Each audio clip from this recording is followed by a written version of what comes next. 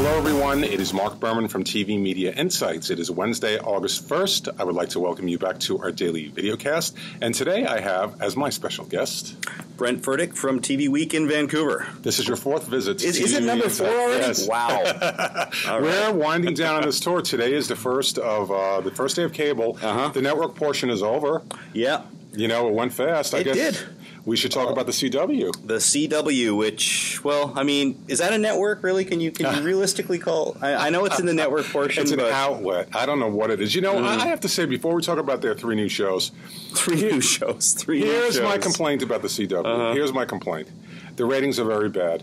Very bad. I crunch numbers for a living, so I understand this. And their philosophy is, well, the Nielsen ratings are not important to us. We are so strong elsewhere, social media, this, that, and the other thing. Please show me evidence that you're so strong elsewhere. Where is the evidence? I don't know. I mean, I always hear that they're strong in the demographic. You know, they're going after that young female market. And if you ever watch, you know, there's literally one show that I watch regularly, Supernatural. I'm a fan of that one. But whenever you watch the CW, to me, it's like you tune into an alternate universe. Because the ads are all different, and you know they're all marketed to basically 12-year-olds, right? And it's just a whole little thing. So you know, God love them. I mean, they're targeting that market. They have been my sternest audience. Is that the word stern? They've always, over the years, they were always, you know, not happy if I labeled something as a loser. But I mean, realistically, this season, other than the Vampire Diaries and Supernatural, which is not a huge hit to begin with, everything was a loser.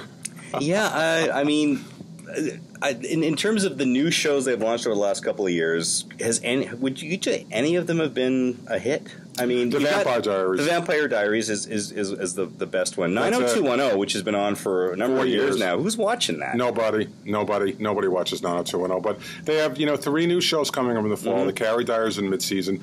I think the first of the 3 that we saw was Arrow, and I think logically it would make sense that it's on the CW. What I like about Arrow is that they're scheduling it at 8 o'clock on Wednesday leading into Supernatural, because at this point Supernatural is declining. Yes. You don't want it as your lead-in. I thought the pilot was good. I thought the ending had a good twist. Yeah. If anything could work, maybe this one. This is their A-list show. This is their marquee show. I think this is the one that's got the best shot. And I'm kind of with you. I like the pilot a lot.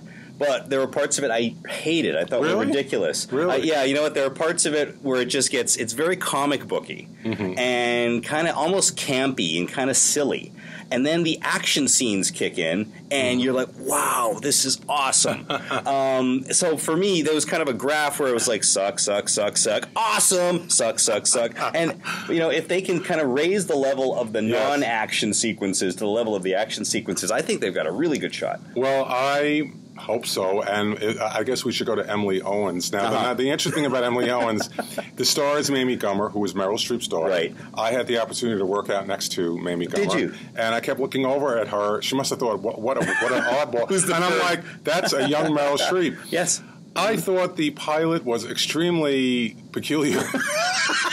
That's a very good choice of words. Kids are having fun at the hospital. It's like high school in a hospital. It is high school in a hospital, and that's the whole premise. Is that you know you never really leave high school. There's the anesthesiologists are the stoners, and the and the brain surgeons are the nerds, and it just I don't know. I mean, I'm watching this thinking this is not geared to teenagers. This is geared to 10-year-olds, and it's like crossing ER with Romper Room or something. It's just it didn't work for me. But you know what? I liked her a lot. No, she's a very good actress. Her a lot. Look, it would be nice if her mother would come on and do a guest spot. Yeah, that's going to happen. Then again, Meryl Streep's audience is not watching the CW. No. And I am predicting that Emily Owens, MD, will be the first cancellation of the season. Ooh. I am. Unfortunately. Bold prediction, but I don't disagree. I think it's got a pretty good shot. You know, we have another remake of Beauty and the Beast.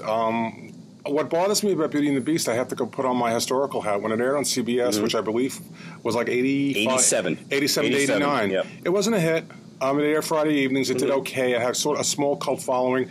It didn't excite me. No. But it was a very different show, and the people that liked it, and even if you didn't watch it, you still remember that Ron Perlman was like a lion.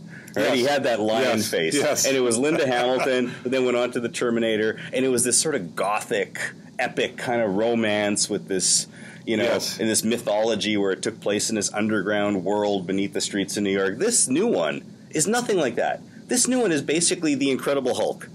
The Beast is a stunningly handsome guy. Yes. With a little scar on his face. Right. And he's taken some sort of a super soldier vaccine, experimental thing in the army that makes him, go, when he gets angry, he turns into some sort of a beast and hurts people. I just thought it was ridiculous. I thought it was crazy also. Now, out of the Vampire Diaries, the one good thing is it does have some lead and support, but realistically, Thursday, 9 o'clock is a tough hour. I think Beauty and the Beast will not do any better than what was in there this fall, which was The Secret Circle.